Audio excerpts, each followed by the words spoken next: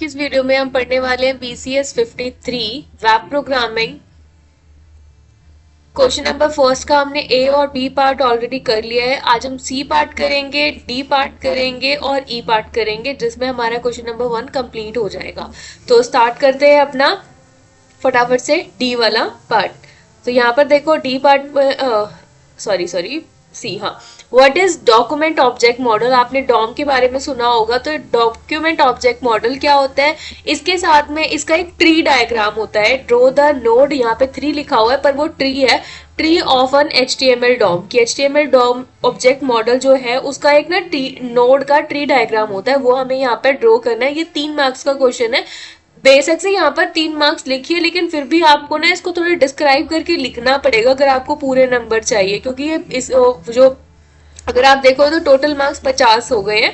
तो अगर हम 100 से कंपेयर करने की कोशिश करें तो ये 6 मार्क्स का हो जाता है। तो इसी हिसाब से ये बना हुआ है, तो इसको आपको थोड़ा डिस्क्रिप्टिव वे में लिखना पड़ेगा। तो क्वेश्चन नंबर सी को देखते हैं। क्वेश्चन नंबर सी हमारा है फर्स्ट का सी, ठीक है।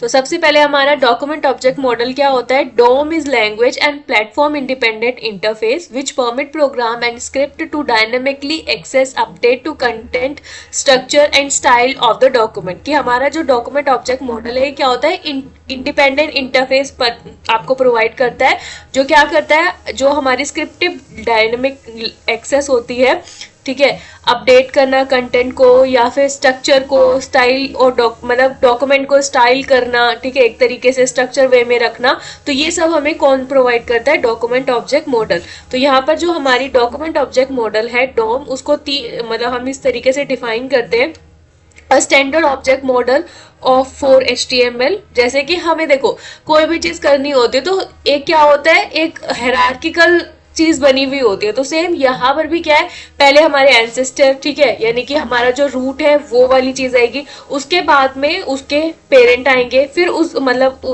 उसके चाइल्ड आएंगे, फिर उसके चाइल्ड आएंगे। तो इस तरीके से क्या है, हमारे डॉक्यूमेंट ऑब्जेक्ट मॉडल जो है वो बनता है। जैसे अगर हम HTML बनाने की कोशिश करें तो HTML जब हम बनाते हैं तो HTML का जो रूट कोड है क्या है, वो हम HTML से स्टार्ट करते हैं। उसके बाद में हम इसमें 3-4 चीजें रखते हैं। एक में हम हेड डिफाइन करते हैं, एक में हम बॉडी डिफाइन करते हैं, फिर अगर हम बॉडी के अंदर की बात करें तो बॉडी के अंदर हम पैराग्राफ डिफाइन करें, फिर पैराग्राफ के कुछ अलग कंटेंट डिफाइन करें। तो ये सारी चीजें क्या है, डिफरेंट होगी। कि मतलब हम एक पर्टिकुलर रूट है, उस रूट से हमारे पास में बहुत सारी चीजें आ रही हैं, तो उनको हम यहाँ पर डिफाइन करेंगे, ठीक है।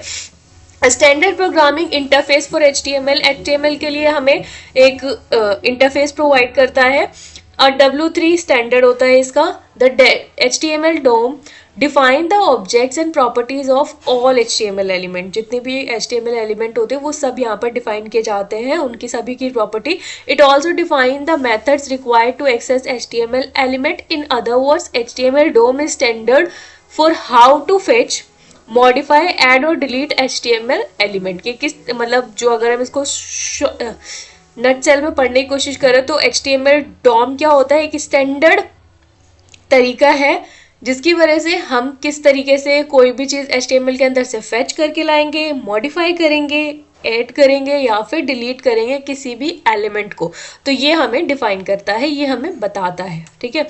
तो ये होता है हमारा HTML का डोम नोड ट्री, जिसमें अभी मैंने बताया जैसे कि हम कोई भी डॉक्यूमेंट बनाते हैं तो उसका एक रूट एलिमेंट होगा। जैसे यहाँ पर HTML है, कोई भी अगर आप HTML का कोई भी वेबसाइट बनाओगे, अगर आप HTML से बना रहे तो वहां पे आपको HTML डिफाइन करना ही पड़ेगा। मेन आपको रूट में एलिमेंट HTML लिखना ही पड़ेगा अगर आप उसको स्टार्ट करोगे। फिर उसके बाद हेड आएगा, फिर हमारी बॉडी पार्ट आएगा।